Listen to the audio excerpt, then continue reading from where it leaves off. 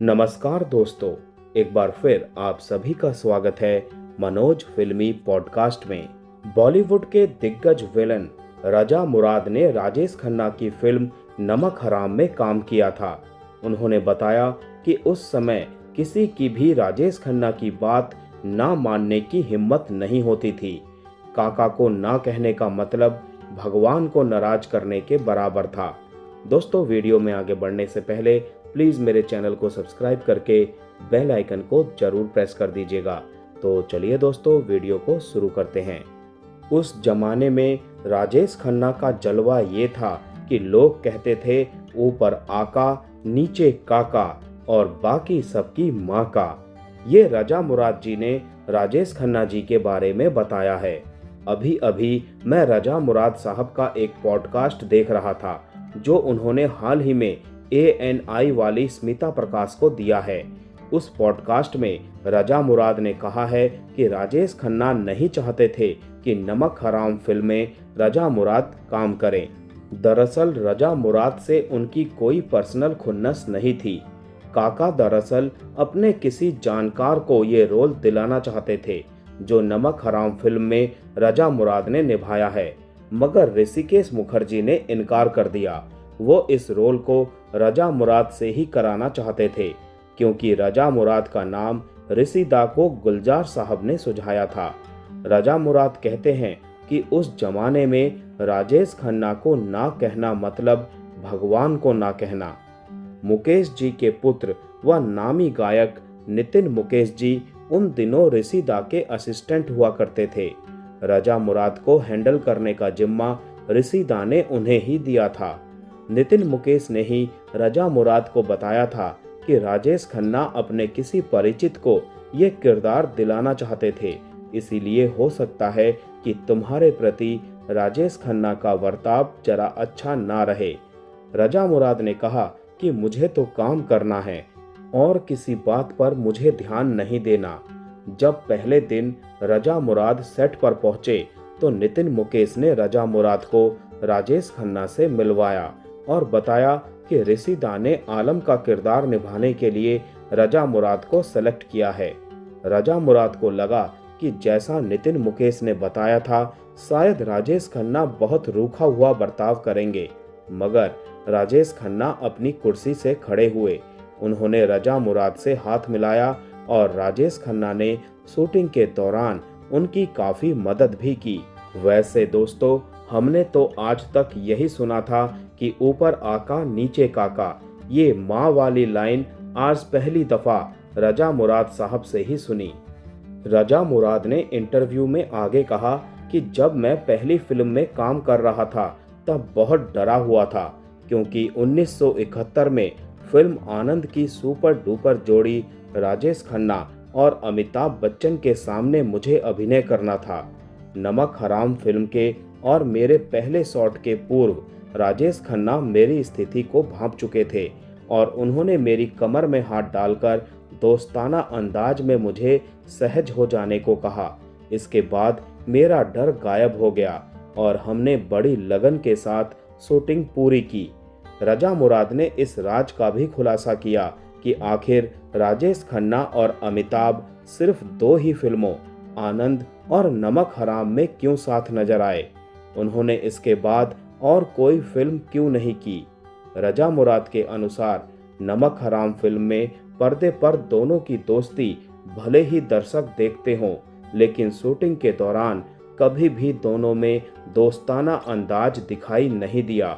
हो सकता है कि ये सब ईगो की वजह से होता हो।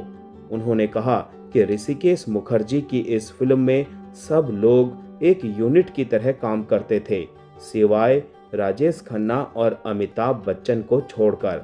दोनों में काफी दूरियां रहती थी।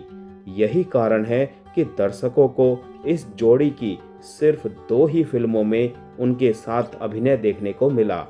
इंडिया टीवी को दिए एक विशेष इंटरव्यू में रजा मुराद ने कहा कि असल जिंदगी में जब राजेश खन्ना से स्टारडम स्टेटस दूर होता चला गया और शोहरत भी दूर होती चली गई तो सेहत ने भी साथ छोड़ना शुरू कर दिया। वो रोजाना 30 से 40 सिगरेट फूंक डाला करते थे। रजा मुराद के मुताबिक राजेश खन्ना के घर पर पार्टियां सुबह 5 बजे तक चलती थी और इसके बाद वो खाना खाते थे। अत्यधिक शराबखोरी की लत की वजह से उनका स्वास्थ्य लगातार बिगड़ता चला गया। जब उनका सितारा बुलंदी पर था तब कई दोस्त अपनी दोस्ती का दम भरा करते थे, लेकिन बुरे वक्त में सभी ने साथ छोड़ दिया और उन्होंने अपने आप को अकेला पाया। यही कारण है कि आज देश का ये सुपरस्टार हमारे बीच नहीं है। इसी इंटरव्यू में रजा मुराद ने फिल्म नमक हराम से जुड़ा एक और किस्सा सुनाया। उन्होंने बताया कि निर्देशक अभिनेताओं के फोन कॉल पर बात करने से निराश थे, इसीलिए उन्होंने शूटिंग पर ध्यान केंद्रित करने के लिए सख्त कदम उठाए। अभिनेता ने बताया कि ये घटना तब हुई जब सूनी रे सेजरिया की शूटिंग चल रही थी। रजा मुराद ने कहा, एक मुजरा पिक्चराइज हो रहा था। जयश्री टी और हबीबा रहमान के साथ सूनी रे सेजरिया में। मैं उस स्टूडियो में था और जो दफ्तर था वो काफी दूर था, फासला काफी था, तो उन्हें एक कंबाइंड शॉट लगाया। जब उन्हें पता चला कि राजेश खन्ना और अमिताभ बच्चन दोनों ही फोन पर व्यस्त हैं तो वो नाराज हो गए और फिर उन्होंने दोनों की क्लास लगाई। रजा मुराद ने आगे बताया कि निर्देशक ने चौकीदार को अंदर बुलाकर गेट पर ताला लगवा दिया और कहा कि जब तक गाना खत्म नहीं हो जाता कोई बाहर नहीं जाएगा। 12:30 बजे तक गाना खत्म नहीं हुआ। ना तो कोई अंदर से बाहर गया और ना ही बाहर से कोई अंदर आया। राजेश खन्ना को हिंदी सिनेमा का पहला सुपरस्टार माना जाता है। चॉकलेटी लुक और सुपरहिट फिल्मों के लिए मशहूर काका से फैंस अटूट प्यार करते थे। रजा मुराद ने अपने इंटरव्यू में आगे बताया कि कैसे काका का दिल सोने का था और वो अपने दोस्तों को बंगले भी उपहार में दे दिया करते थे। सुपरस्टार राजेश खन्ना को फिल्मों के सेट पर देर से पहुंचने की भी आदत थी। 60 के दशक के अंत और 70 के दशक की शुरुआत में राजेश खन्ना ने कई सुपरहिट फिल्में दी और उस समय उनकी देश भर में लोकप्रियता थी।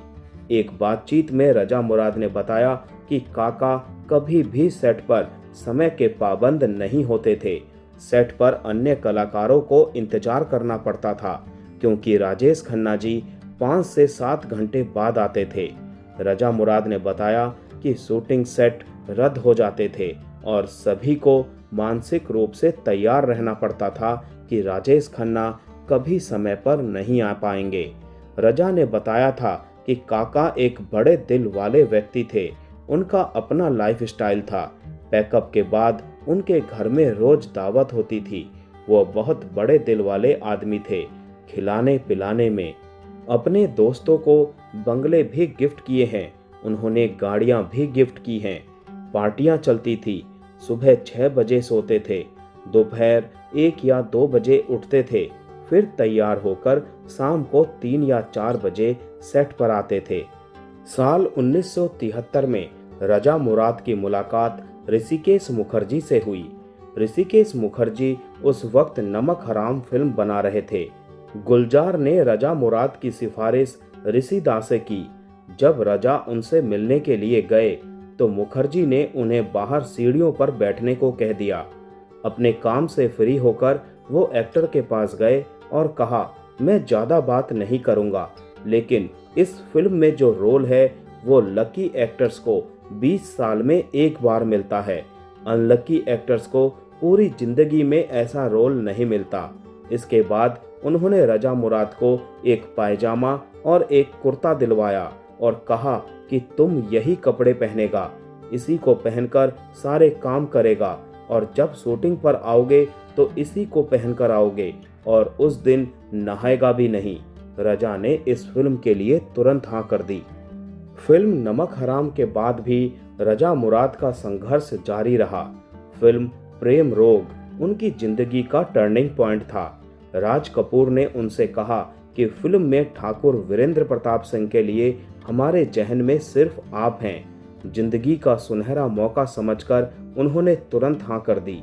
इसके बाद उन्होंने राज कपूर की फिल्म राम तेरी गंगा मैली में भी काम किया और इसके बाद उनके पास फिल्मों के ऑफर्स की लाइन लगने लगी। तो दोस्तों, मैं अपना वीडियो यहीं समाप्त करता हूँ। मिलते हैं नेक्स्ट वीडियो में। तब तक के लिए आप सभी को tata bye bye, take care.